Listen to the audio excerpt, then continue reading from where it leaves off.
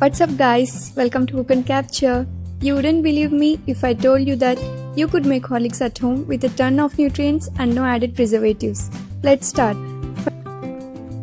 For sprouting the wheat, take 1 cup of wheat in a bowl, wash 2 to 3 times, then pour out the water.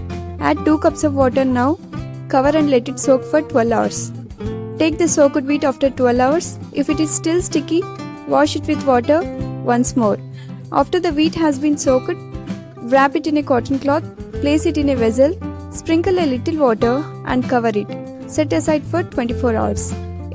It also takes 2 days for some wheat to sprout. Now open the cloth and transfer sprouting wheat to a plate and sun-dry it. Take sun-dried sprouted wheat into a pan and roast over low to medium heat until it takes on a golden brown color and crispy texture. Now roast 1/4 cup of peanuts over medium heat until black dots appear. Take out of a pan and set aside to cool. Now roast half cup of almonds over medium heat. Take out of a pan and set aside to cool. Take 3/4 cup of roasted wheat into a mixer jar and grind it into a fine powder. Take it into a bowl. Now take remaining 1/4 roasted wheat, peanuts, almonds and grind it into a fine powder. Mix it with already ground powder. Transfer the powder onto a sieve and sieve it.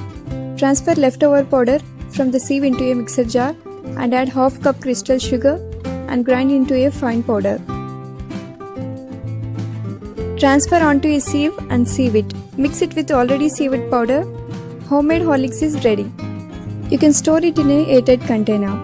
If you want chocolate flavor, add 2 tablespoons of cocoa powder in 1 cup of Horlicks and mix well. Chocolate Horlicks is ready. You can store it in an airtight container. You can have it warm or cold by adding 2 tablespoons of Horlicks to a glass of milk.